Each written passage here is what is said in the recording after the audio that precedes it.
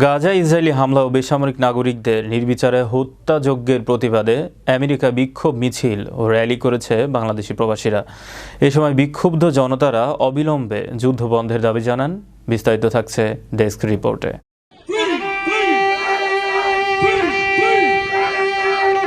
গাজায় ইসরায়েলি হামলা ও বেসামরিক নাগরিকদের নির্বিচারে হত্যাযজ্ঞের প্রতিবাদ এবং ইসরায়েলিকে যুক্তরাষ্ট্রের অস্ত্র ও অর্থ সহায়তা বন্ধের দাবির পাশাপাশি অবিলম্বে গাজায় যুদ্ধবিরতির আহ্বানে 17 নভেম্বর আমেরিকায় বাংলাদেশি প্রবাসীরা বিক্ষোভ ও র্যালি করেছেন।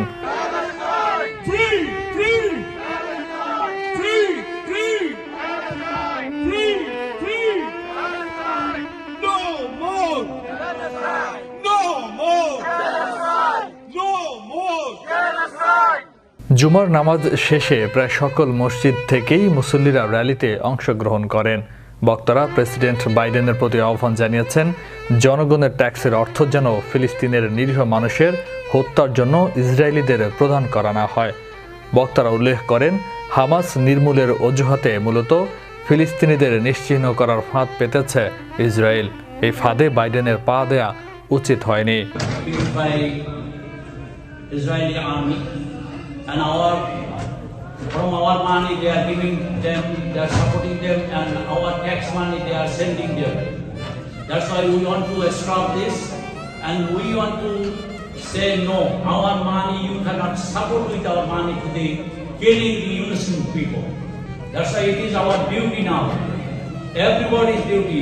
Being a Muslim, you have to raise your voice, because Rasulullah sallallahu alaihi wasallam said, Man ra'a minkum munkaran falyughayyirhu biyadihi, fa in lam yastati' fa bi lisanihi, wa in lam yastati' fa bi qalbihi, fa dhalika ad'aful iman. New ইয়র্কে প্রবাসীদের সবচেয়ে বড় মসজিদ Jamaica Muslim centre জেবিবি এর উদ্যোগে Jackson Heights জামে মসজিদ সহ বাংলাদেশিদের পরিচালিত বিভিন্ন মসজিদ থেকে র্যালি বের হয়। র্যালিতে নারীরাও অংশগ্রহণ করেন। এ সময় নিউ ইয়র্ক সিটির union square, Times square, medicine square garden, Brian park এলাকায় শত সহস্র মানুষ ফ্রি প্যালেস্টাইন স্লোগানে জড়ো হন।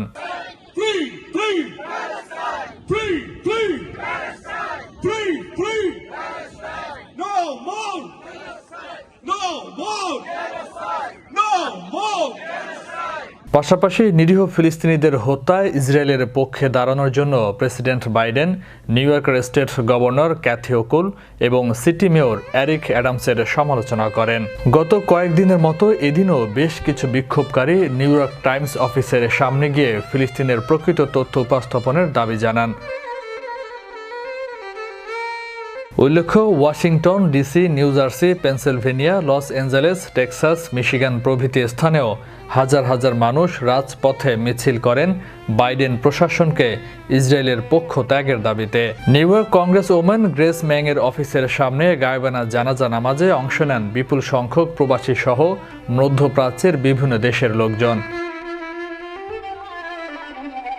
এছাড়া ব্রুকলিনে কংগ্রেস সংখ্যালঘিষ্ঠ দলের নেতা হাকিম জেফ্রিজের অফিসের সামনেও বিক্ষোভ করেন। তারা কংগ্রেস ওমেনের মাধ্যমে কংগ্রেসকে জানানোর চেষ্টা করেন যে হামাস নিধনের নামে গাজার অসহায় মানুষদের নিধনের মিশন নিয়ে নেমেছে ইসরায়েল বাহিনী।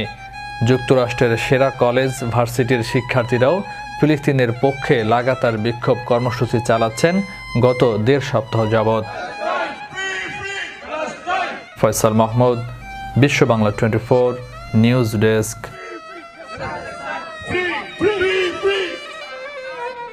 Free Palestine!